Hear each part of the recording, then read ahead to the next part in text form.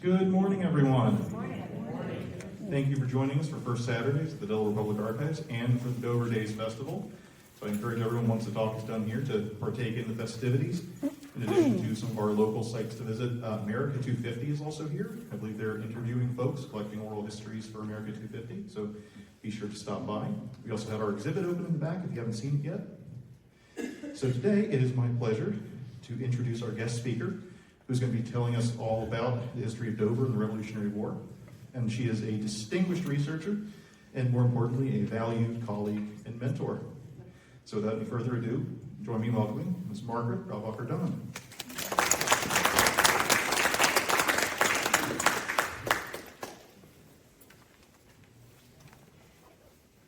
Good morning, everyone. Good morning.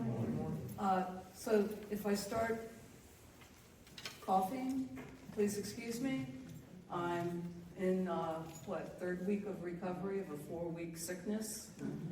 The worst sinus infection known to man. So, also, on my screen, it's blue and buff. You see violet, at least it looks like violet to me because of the lights, but we have to have the lights on. So, I want to thank Joe for a wonderful introduction. I was still working when Joe first came on, and it was a pleasure to see him grow and learn so much before I left, because that was really important. I also want to thank my, I don't want to call her old, but my supervisor, who was Dawn Mitchell, for asking me to do this presentation for you. So it is on what was happening in Dover during the Revolution, so I'm not going to be covering battles and things like that. It's more what was happening in the town. And to get you kind of set up, Dover wasn't just some backwater like you might think it was. It was a county seat, so that alone made it busy. As most of you probably know, Dover, William Penn laid it out in 1683, but nothing happened until 1717, when the lots were actually laid out. In 1722, they finally built that courthouse in town, and it sat approximately where the old State House sits today. It was smaller, but it was there. There was a building there, actually. And Dover had access to all kinds of goods, luxury goods, all kinds of goods, with their ties with Philadelphia. So we would take up wheat and corn and hogs and fruit and vegetables, and in return we would buy even things like Italian white kid gloves that the fashionable ladies of Dover would wear. Vincent Lockerman, Thomas and Charles Nixon, John Pryor, they were all merchants. They constantly were going to Philadelphia or sending John Bell, who seems to be everywhere at all times. Of course, there's like 5 different John Bells, so depending on the time period. And they just had access to just about anything they wanted. So they were eating, drinking, and looking good, even in the 1750s. By 1762, the English Gazetter noted 50 families living in Dover. So it doesn't sound like a lot, but because there's a lot of people who live on the outskirts, Dover was a very small place at the time, so it was pretty busy. Pardon me? Oh, thank you. I do have some. Thank you so much. So at the end of the French and Indian War in 1763, the Penn government granted the town of Dover the liberty and privilege of holding a public fair twice a year in October and April. And that was really important.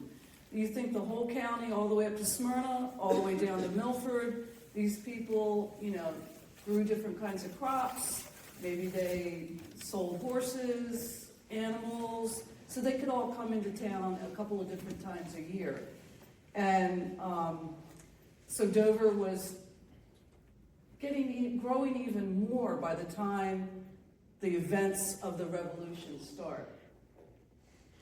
In 1763, John Vining, we know John Vining isn't building the bars and rails or altering them. It would be nice if they had the carpenter's name down here that got paid to do that.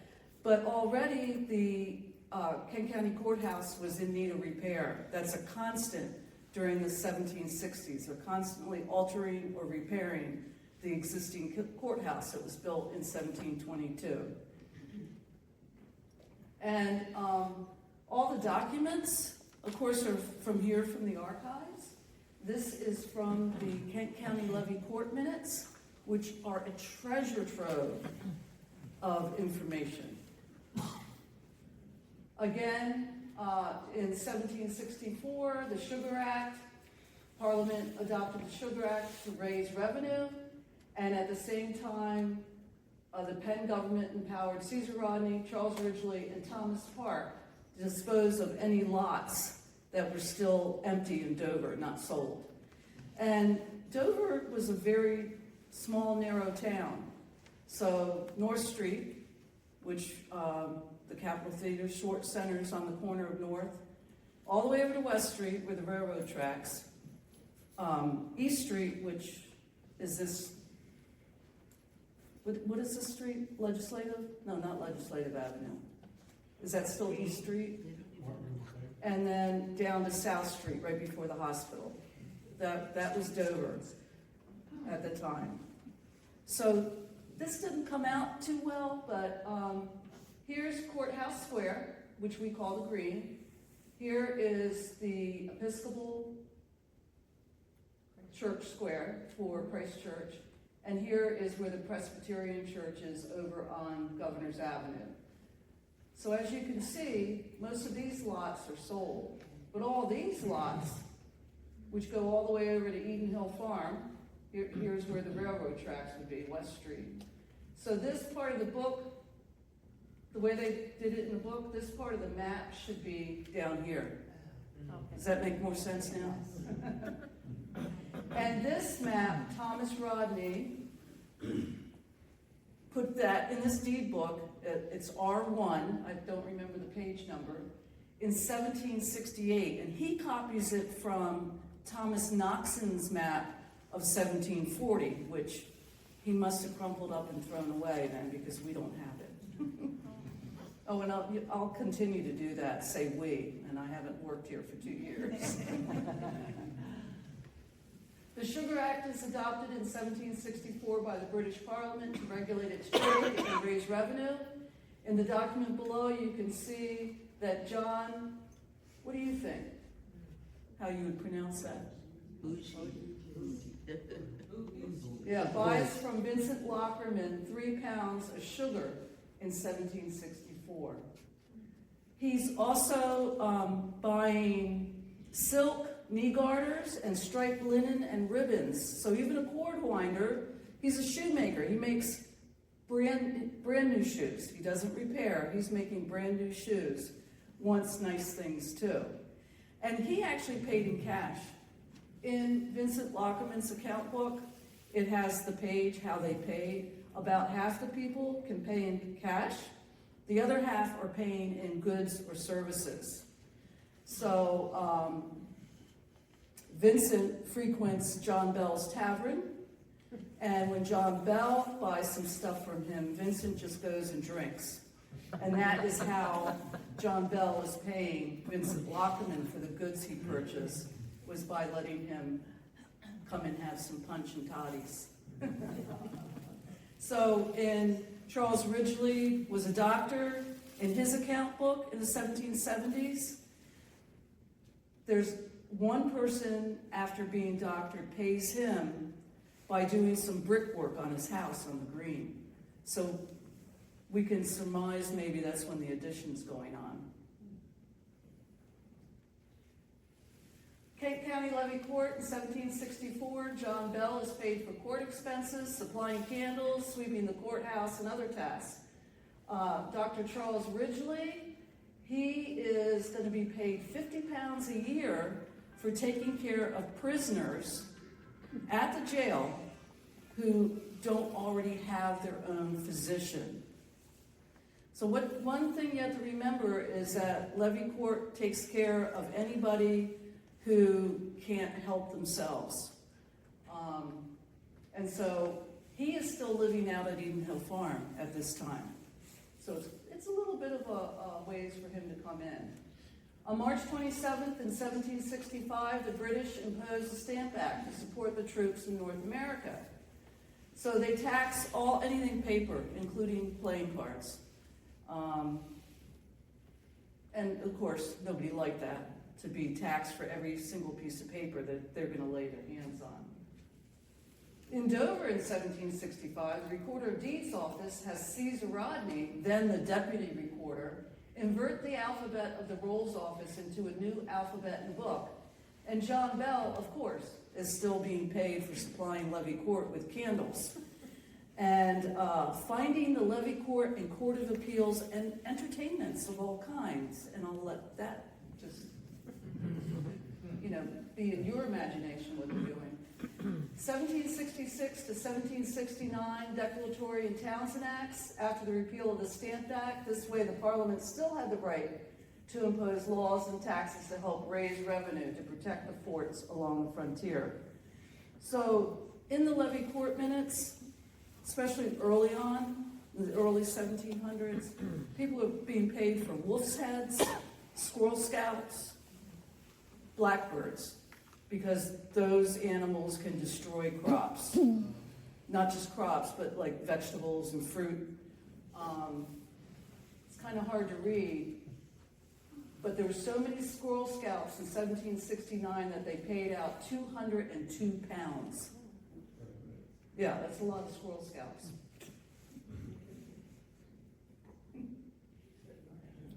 In 1768, Dr. Charles Ridgely buys a house at Parkville and adds an addition for his doctor's office. He is now available just to walk to the jail, which is practically next door.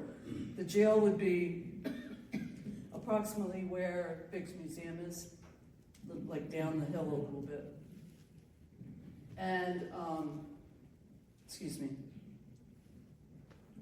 Are these buildings still there? Yes, as a matter of fact, the Ridgely house is still lived in by that family. Wow. So it was built in 1728 by Thomas Park. Had 3 owners in between Park and Ridgely. And then Ridgely moves in. This is the center door, that's the original house. This is the addition. And then there's 2 additions off the back. This is what it looks like today. I have another question. When we do our walk around today, are there plaques so that we can marry what you're saying with the building we're going to be seeing? Right there, on the house. Meanwhile, in Kent County in 1769, the levee court wanted to erect a whipping post. In Dover, John Bell, tavern keeper, was paid for entertaining members of the Court of Appeals again. But it says here that they want a whipping post and part of stocks in Dover, joining the jail. Oh, and by the way, I see jail spelled both O-A and A, G-O-A-L and G-A-O-L. So you're going to see it both ways. 1770 is the Boston Massacre, and the Kent County Levee Court was still paying bills as usual. James Bellop made coffins for Mrs. Marker and her child. Jane Dugan, she kept Elizabeth Saunders for a year. And Henry Wells was the jailer, and he brought fuel for the jail. So, as I said earlier, Kent County paid people. If they're not doing it out of the goodness of their hearts for charity. They expect the county to pay them. Dr. Ridgely was paid a lot for, helping someone out medically. Vincent Lockerman buries a few poor people, and then he goes, even though he didn't need the money, he goes and says, "Here, I want to be paid." And luckily, the archive still has a lot of that material. A motion of Dr. Ridgely is made on Tuesday, June 9th of 1772, and in the General Assembly for restraining hogs in the town of Dover. An ongoing issue. This, by the way, is Joe. Is 5 points in New York City.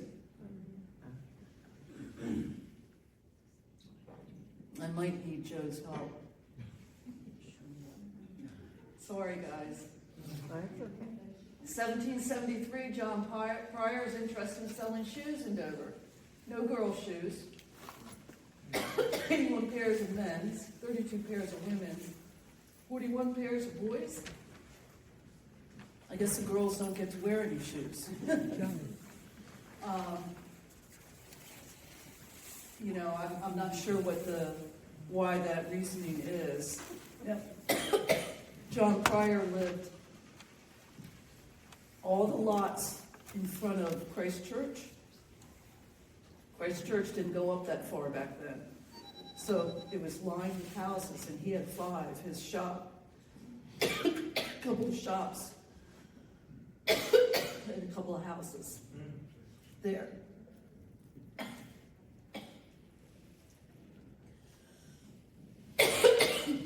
Joe.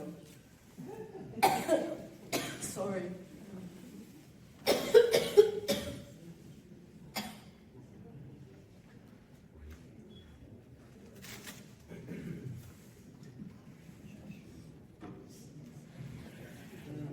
If you just want to read, do you mind? Yeah, you can just read and I'll fill in. Sorry, guys. In 1772, Thomas Rodney tries his hand at a store in Philadelphia. John Pryor often went to Philadelphia to purchase items. He buys tea from Rodney in March and May of 1773. So this is interesting because he's starting to buy tea right before disaster with tea happened in Boston. But Thomas Rodney wasn't a very good businessman. He was back in Dover 2 years later. Good for us, but... The Boston Tea Party happens December 16th of 1773. On December 11th, John is buying more tea. So this is interesting. He buys 71 pounds of bohea tea, 38 pounds of green tea, 109 pounds of tea. What did John Pryor know that nobody else knew? So he's stocking up on tea. Well, then he's selling it in Dover. On June 3rd, 1774, the port of Boston is closed in response to the Tea Party. And this was alarming citizens in Dover. So this is kind of the start of when things start getting really tense in Dover. Politically, between people, because we have both patriots and Tories in the area. They're wondering, is there going to be a war? There's talks about, leaving England.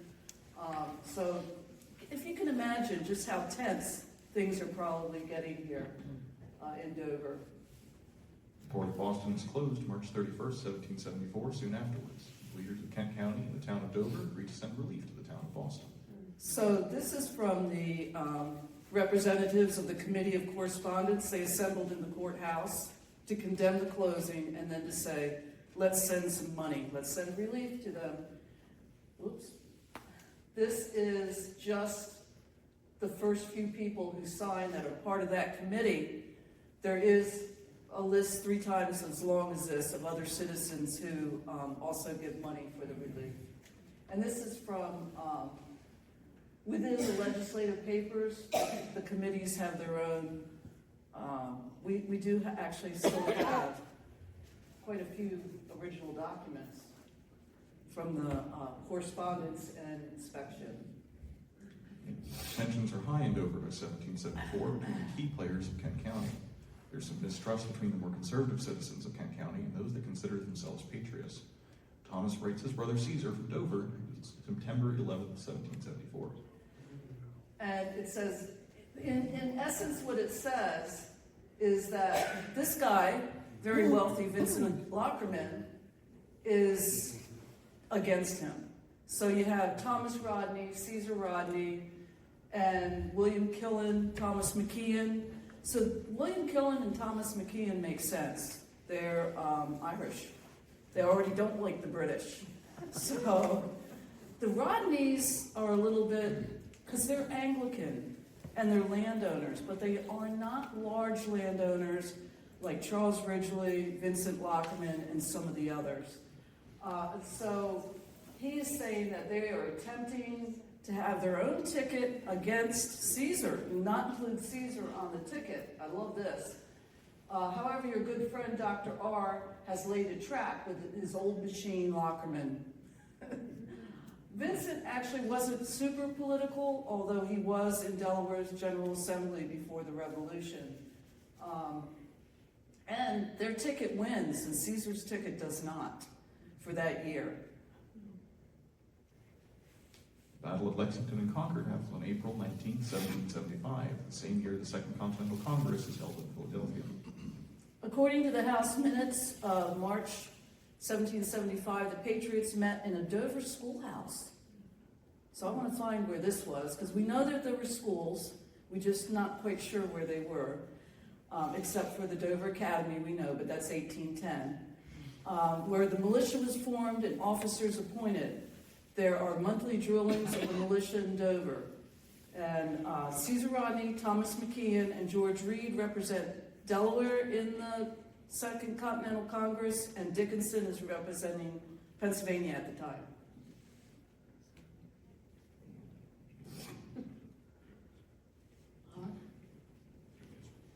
Yeah, please. P.S. An express arrived last evening from Boston and all brings account of all the From Boston brings an account of a battle being fought near there. Many are killed on both sides. General Gage's men had plundered and burned a small town.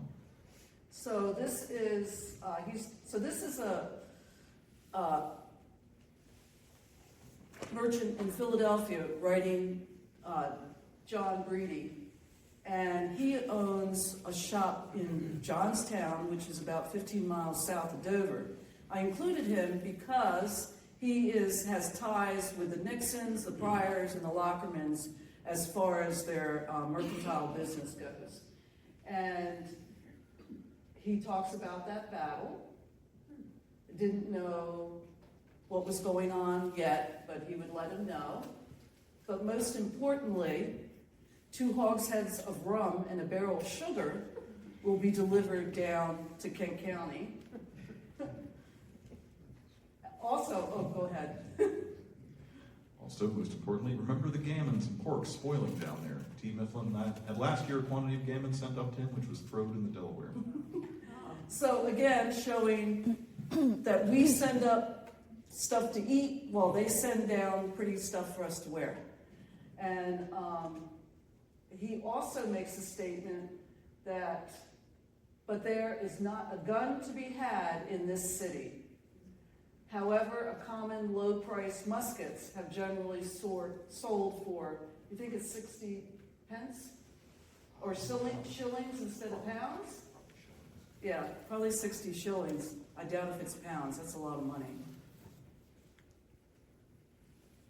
Around the same time, Kent County Levy Court has also decided to have drummers, fifers, and trumpeters for the several battalions in the troop force. And Mrs. Ridgely, she lives right on the green now, so she does not like constantly hearing the sound of fife and drum. So again, the whole town's being impacted. Most people live around the public square, the green, and down what was called the King's Road, State Street. And this would have been, annoying, I would suppose. And they were probably marching on the public square and maybe even around the outside, on the back side of all the houses. Dr. Charles Ridgely was chairman of the Committee of Correspondence, and some thought he may have been the author of the letters published in Pennsylvania Ledger in early 1775. He stated that most of Kent County was loyal to Britain. William Killen and John Hazlitt were suspicious of Ridgely.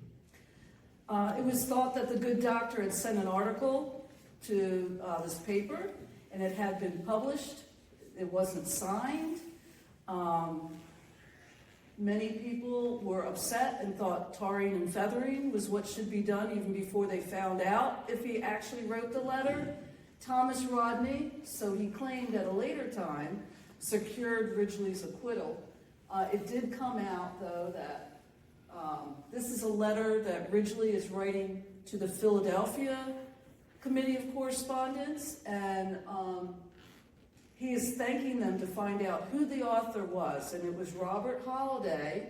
He lived up near Smyrna in the Duck Creek area and was a Quaker.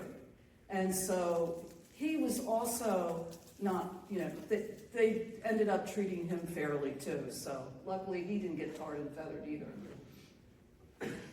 In Dover, a summons for Dr. Charles Ridgely to appear in front of the Committee of Inspection to answer for questions concerning a recent conversation he had in later summer of 1775, expressing doubts the colony's ability to protect themselves. So he's kind of siding with John Dickinson. He doesn't quite think we're ready, but really he should learn not to speak in public like this, because he does have to go to French hotels and answer questions, which he does. And again, I think at this point, he probably stays out of politics. Thomas Rodney from Dover to Caesar Rodney in Congress. I received your letter and Betsy her tea or post as I was walking downtown with Mr. John Dickinson. So I thought that was interesting, they say downtown.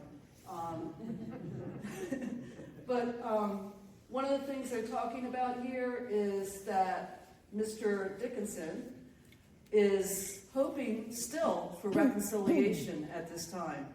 And Thomas Rodney, being the patriot, is not happy about that. And that's what he's writing to Caesar, who would be in Congress in Philadelphia at this time. June 8, 1776, the meeting of the Kent County Committee of Inspection and Observation to decide if Delaware needs a new government turns into chaos.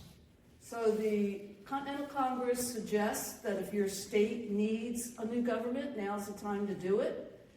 Delaware, it's interesting, they had a pretty good government at the time, but they meet, the Kent County Committee meets, and they vote, and it's a 15 to 11 vote, I think, in favor of a new government. Then John Clark stands up and tries to get his petition, which is a much more conservative group of people that think the government Delaware has at this time is fine. But he's not allowed to speak. Can't remember why. They decided to take a second vote, and it flip-flops. Now, the conservatives have the lead, but they still decide to change the government. So John Clark is very upset. He goes outside, unbeknownst to him, there's a bunch of people waiting for him. They put him in the stocks and throw eggs at him. Again, Thomas Rodney, according to his memory, we talked about that. Again, he's a peacekeeper. He gets John Clark, who is apparently an elderly farmer from south of here, and takes him out of the stocks, gets people to calm down, but John Clark didn't forget what was done to him. Go ahead. June 10th, 1776, known as Black Monday, Clark and others marched on Dover. Thomas Rodney thought plotters would burn Dover and hang the whipped members of the Dover Light Infantry. He, with some soldiers, met the group at Walker's Branch, now Punch and Run, to defuse the situation. I found this. I thought it was fun. You see which one is John Clark.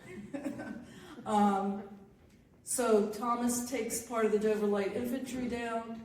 They stop these guys. They see that they're kind of a ragtag crew, and so they disperse. They found out, Thomas and the infantry found out, because a group from the north was also coming down from Duck Creek area, and so they would have had people from both sides. And one of the plotters told one of the Dover Light Infantry what was happening, so they were able to stop that before the people coming from Duck Creek didn't even go then, because they realized they were found out. The Lockerman to Pride. The Lockerman and Pryor ladies are more interested in their shoes with French heels, very fashionable indeed. Yes. So as you see here, it's May 20th, 1776, and Mr. Pryor is there buying shoes, pumps for Mrs. Pryor, for Miss Pryor, French heels, and black for Mrs. Lockerman, French heels. So, this is a picture of what French heels look like. The Delaware State Museums still has Mrs. Lockerman's French heels in their collection, along with several of their, I'll call it a gown, but the separate pieces of clothing from the same time period. Caesar Rodney leaves Dover for Philadelphia and arrives in time to vote for independence, which takes second fiddle to the instructions for his brother Thomas, having closed you a summons directed to the sheriff to summon the members of our county to meet in assembly. So it's not until here where he says, I arrived in Congress for the although delayed by thunder and rain, time enough to give my voice in the matter of independence. And he says that all 13 colonies voted yes. John Dickinson was representing Pennsylvania again. People think that he voted no. No, he just didn't go. And that way, Pennsylvania had a yes vote. And, of course, this, what I found, brings up the controversy. According to Thomas Rodney, he distinctly heard his brother at midnight on June 1st, or July 1st, ask for his carriage. Again, I think this was from his memories 20 years later. So I'm like, well, is Thomas at Caesar's house? It all sounded a little suspicious to me. But yes, we do think he wrote a carriage up. And then at the end he says, don't neglect to attend closely and carefully to my harvest. Harvesting wheat was huge in Kent County. Kent County was the largest wheat producer during this time period of all the colonies. And if you look at John Pryor, the merchant, he has an account book just on his selling of wheat from his farms. All of Nixon's, they have farms all south of here, west of here, so does Lockerman. And they are harvesting wheat constantly, all along the bay. It's perfect soil because they drain a lot of the marsh for growing wheat. And a lot of it is obviously sent to Philadelphia and to England. So wheat was extremely important. And he says that he got a crop of 2,000 bushels in 1 week in mid-July.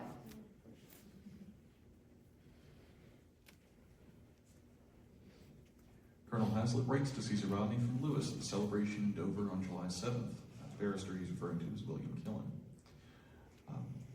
Wilson arrived here last night, a fine turtle feast at Dover, anticipated and announced the declaration of Congress. Even the barrister himself laid aside his airs of reserve and mighty happy.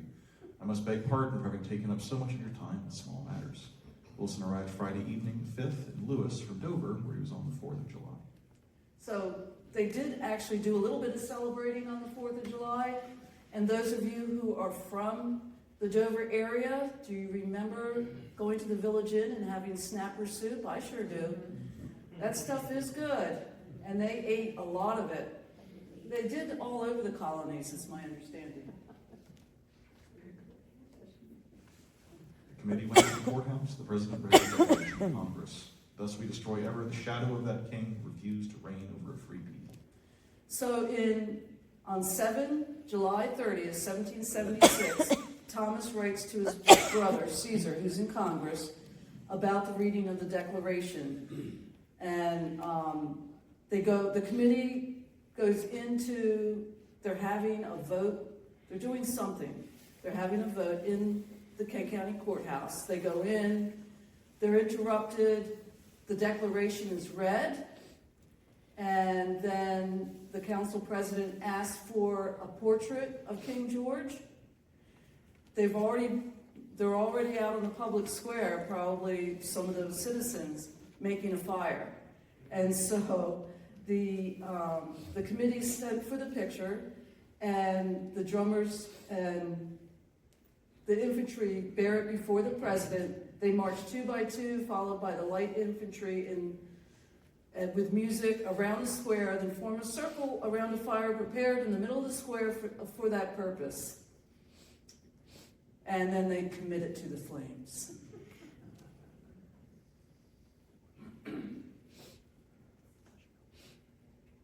Keeping up the powder belonging to the county ordered the said arsenal to be built on the jail lot in the most convenient place near where the brick kiln stands, from Kent County Levy Court Minutes, 1776. So here's where it's telling you that. And unfortunately, a lot of the Kent County Levy Court Minutes got wet at some time. And so that's why some of it is very hard to read. But this is the magazine, a drawing of the one in Williamsburg.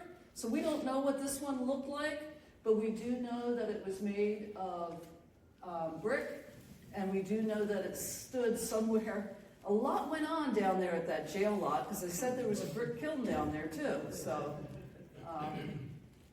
again, kind of where Biggs or a little east of there. By August 3rd, 1776, Colonel Hazlitt's Delaware regiment of 800 men reached Philadelphia. Soon after, they marched to Long Island to join Washington, are known to be the best dressed, equipped, and disciplined in the Continental Army. So most of you probably know about the story of the Delaware Regiment, that Light Horse Harry Lee, is that Robert E. Lee's grandfather, I believe, said that they were the best dressed, very well disciplined, and this is the portrait of the troops leaving the green, and then they arrived. And they were in every battle, and Chuck can always correct me on this, but at most major battles during the whole of the Revolution. Right. Later, they're attached to one of the Maryland regiments, correct? Because there's not a whole lot of them. Although 800 men, according to the book, that was the largest regiment of all the colonies. Am I correct, Chuck? Pretty numerous, yeah. 800 might be Originally. a little high. Yeah. Captain Thomas Rodney and the Dover Light Infantry, consisting of 35 men, left Dover on the 14th of December, 1776. In his journal, he writes, "At 3 o'clock in the afternoon, for camp, the ground being covered with snow several inches deep. That night they reached the crossroads, but as soon as I could not get the baggage wagon off in time, I did not set off until the next morning, December 15th. This morning I took my leave of my wife and children and reached the crossroads about 10 o'clock and found that the company had marched. They finally reached the New Jersey shore of the Delaware River in the early hours of December 26th. So the crossroads is what we would call Smyrna today. And I'm thinking 35 men, is that all? But, you know, we're a small population here anyway. And these are Nehemiah Tilton, John Bullen, Margaret Sipple. I mean, a lot of these people, you'll probably recognize their names. And, so they proved themselves in January 1777 after they helped stop the British pursuit, which led the British to retreat from Princeton to New Brunswick. They were then appointed to be Washington's guard, personal guard. Being informed on their way that a number of people were assembling and arming in Sussex County to go to Dover to release the prisoners. So Dover prison becomes the prison. If you are caught in northern Sussex County, you're going to go to Dover prison. Southern Newcastle County, you're going to go to Dover prison. So again, tensions, people must be afraid what's going on. Apparently they came to the jail here because it was more secure. And this one is where, so there's 2 carts loaded down with food, sheep, poultry, fruit. that they are going to take to the British ships out in the Delaware Bay. They are caught. 30 of them are brought to Dover, along with these 2 carts, and were housed in the jail. So William Killen is very upset, and he is much afraid that those boats will land and come up and try to get these guys out of jail. Advance them for 1 month's pay to the militia battalion on march to the flying camp, August 14th, $3,000. Yeah, which they're using dollars here. I find that interesting. This, though, is written in 1784. We still are using pounds in 1784. So the Auditor of Accounts, the state of Delaware, their first account book, or Waste Book A, as we call it, didn't start until 1784. So they're listing either what they had already paid, or in some instances, they're just being paid. So they had to wait a long time to get their pay. In 1777, the General Assembly of Delaware decided to move from Newcastle to Dover as the British approached. An act for the holding of the General Assembly at Dover in the county of Kent. This proposal is found in legislative papers. And it's just a little slip of paper this big. And it says that an act for the holding of the General Assembly at Dover in the county of Kent. Remember that 1722 courthouse is probably still falling apart and being rebuilt constantly. And it's small. The General Assembly can't fit in there along with the Recorder of Deeds office, different courts. So they are constantly meeting, mostly in taverns, but sometimes in people's homes. This order, written by Brigadier General Caesar Rodney, July 29, 1777, persons confined in Dover jail, as it has been with the utmost difficulty that I've been able to procure from the militia a sufficient guard from time to time to prevent those persons being rescued. So he's concerned, Caesar Rodney, about what's going on, so you have to call me, you have to let me know before you bring any more, to make sure there's sufficient guard, because he doesn't think he can get sufficient guard even from the militia, because there's just not enough men. We are dissolute of clothing and good quarters, 2 capital articles for an army at this season of the year. I've been truly unfortunate this campaign, having lost all my shirts, stockings, and at the Battle of Brandywine. I am so cold I cannot hold my pen any longer. So this is William Popham writing to Benjamin Hazel. Benjamin Hazel was a doctor, and he did often go to the battles. He is married to John Pryor's daughter. So even though he lived near Duck Creek Crossroads, I've included him because of his family ties to Dover, and because he has, in the Lockman Bradford papers, most of the Revolutionary War letters are written to him, often telling him he's needed to come back to camp so he can doctor people.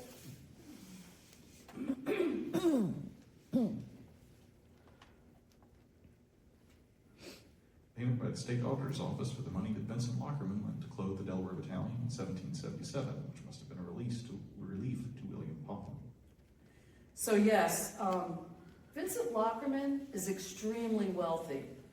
He rivals the amount of acreage that John Dickinson had. Actually, at this time, 1776, he has 4,000 acres, so he might even have more than John did at the time. He's very wealthy. He does not need the repayment of 750 pounds, probably, but he asked for it with 6% interest, and he does get it. Seems like John Bell is everywhere, doing everything. So he has 7 days wagonage, he's finding forage, militia expenses paid by him in 1777, plus interest on this last sum, 8 years and 8 months. So he doesn't get paid right away. So 8 years later, when he's being paid, that's being put in the auditor's book, they are also paying him interest.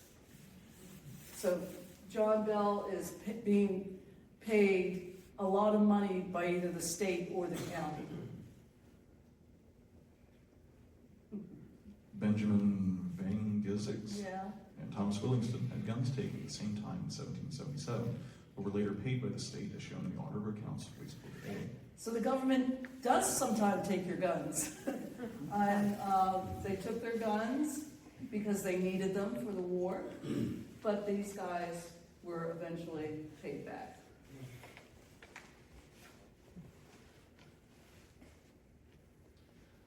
To appoint a person whose business shall be to enter into a contract with said John Watkins for his labor and the use of his tools at any sum, not expending £15 per month, and to provide a shop in or near the town of Dover for the said Watkins who.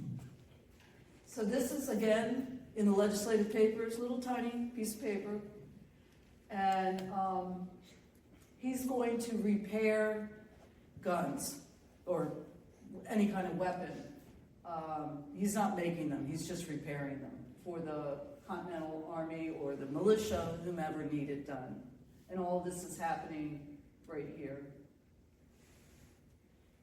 All the houses of Dover were simply but gracefully shaped. They were built of wood and painted varied colors. The variety of the buildings, the cleanliness within them, and the brilliantly polished brass knockers on the doors spoke of the order, activity, intelligence, and prosperity of its inhabitants. Count Segur was impressed with the good manners, well-made clothes, excellent stuff, boots well clean, deportment free, frank, and kind. So, really nice. I mean, there's all this tension going on, but place looks good. Not by 1797, though, because you remember after the war, there's money issues. By 1797, tax assessments, the town wasn't so shiny. Many of the frame houses were intolerable repair or out of repair. And this leads to the rebuilding of a lot of the buildings that surround the public square, the green, in the early 1900s. That by the 1830s, there were 100 houses, with a significant amount of them being brick, as what you can see today. In 1778, Wyckoffs were concerned about the coffee they were sending to Mr. Pryor of Dover to be sold, quote, for as well as you can for. Odd wording, but that's what he said. He wants his other rum and linen and tea wrapped up and sent back. So maybe at this time, people are worried they're not spending a lot of money, but just get rid of the coffee. So he does a lot of business with Wyckoff, too. Here we can see tax money to clothe and feed the Continental Army. Some of you may know that at a certain time, the Continental Congress asked all the states to contribute money to help feed and clothe the Continental Army. And Delaware did that, a law was passed, and a certain percentage of the taxes that they were getting would then go to feed. So it's just like today, you pay your taxes, no matter that some of the things they might be doing with that tax money you don't agree with, because we know that there was a lot of Tories in Kent and Sussex County that probably didn't like that idea.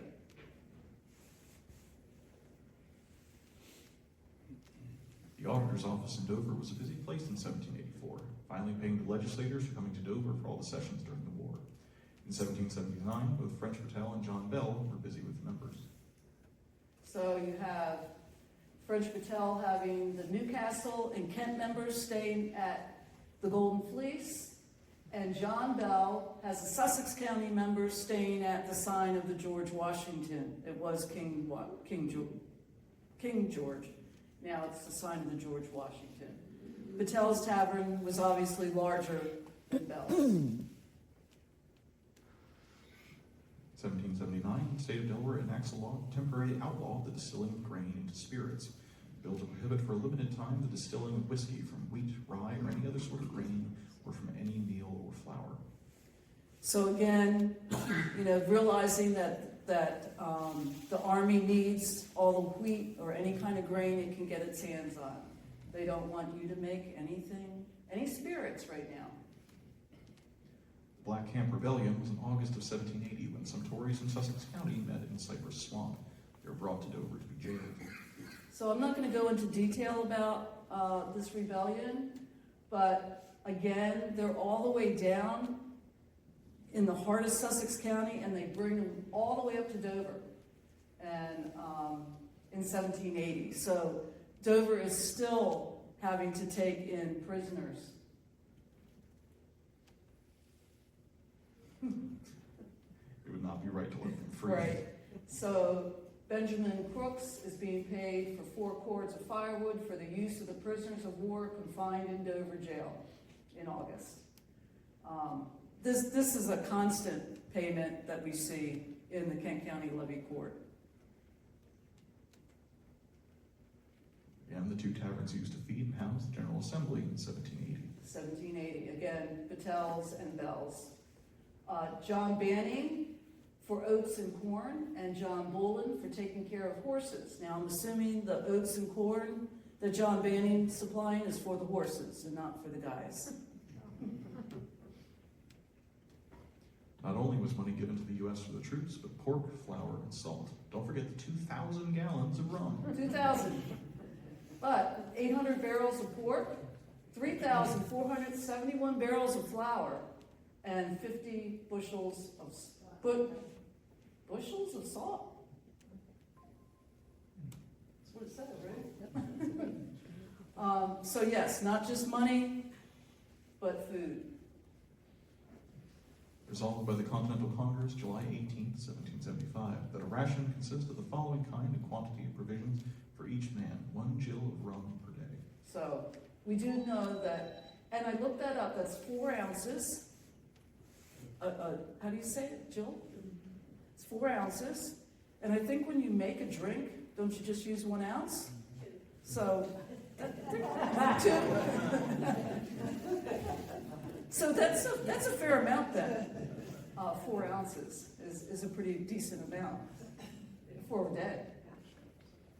From the minutes of the House of Assembly in 1780. So Dr. Samuel McCall, he has a lot right here, and it says that there's a Continental stable on that lot, and they're going to pay him $280 for the year for the use of that. This, which, here's North Street. It could have been back here. We don't know that it was right here on this lot facing the public square. This would be off in the northwest corner. And so it's hard to say if it was right there. But this map was done by Leon de Vallinger back in the 40s to show who owned lots in Dover during the Revolution. And so here's the public square, and of course Patel's, Ridgely, the jail lot, right here, the courthouse, Bell's, right here. Here's John Pryor down here, and Vincent Lockerman, merchant.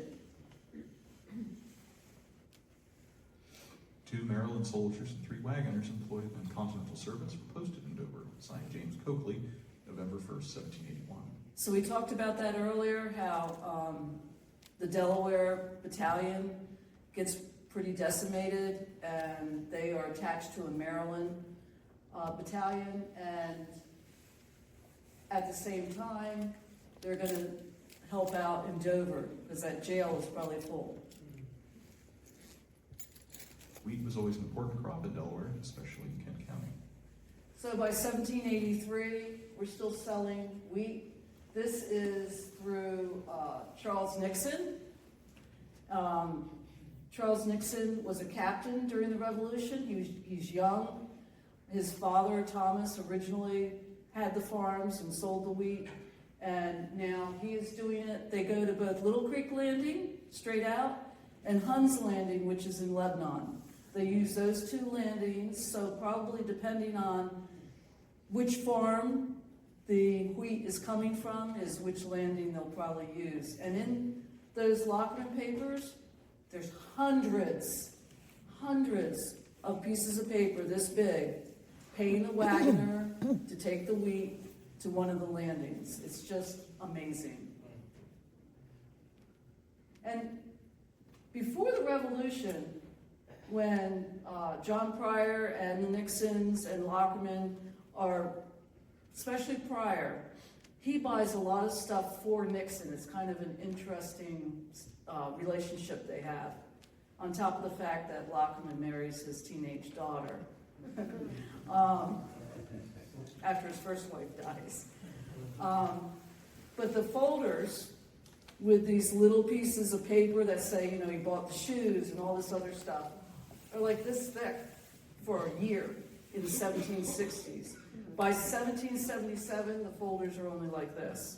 So they're doing about a third of the business during the war of, you know, buying goods and all for down here. And then this, John Hazlitt, I decided to end this with John Hazlitt. In 1786, the auditor's office releases money to make the tombstone for Hazlitt to be placed on his grave up at the Presbyterian Church on Market Street in Philadelphia for the purpose of erecting a marble tombstone over the grave of Colonel John Hazlitt, slain in battle. David Chambers was paid £20 and 4 pence for the marble tombstone, the wagonage to get it there, with engraving of 328 letters, which is this. And again, little teeny tiny piece of paper. This is in the auditor's account. This is a book, so these are just screenshots from the ledger, which is the Waste Book A from the auditor's office. He was killed in action in Princeton on January 1st, 1777. He writes to Caesar Rodney a letter a couple days before, and at the end he states, "If I return, it will be to salute you. If not, we shall meet in heaven." On the 3rd, he is struck down by a musket ball to the head. He was buried in Philadelphia. And then this is a resolution in the legislative papers to return him to Dover. And that happens in 1841.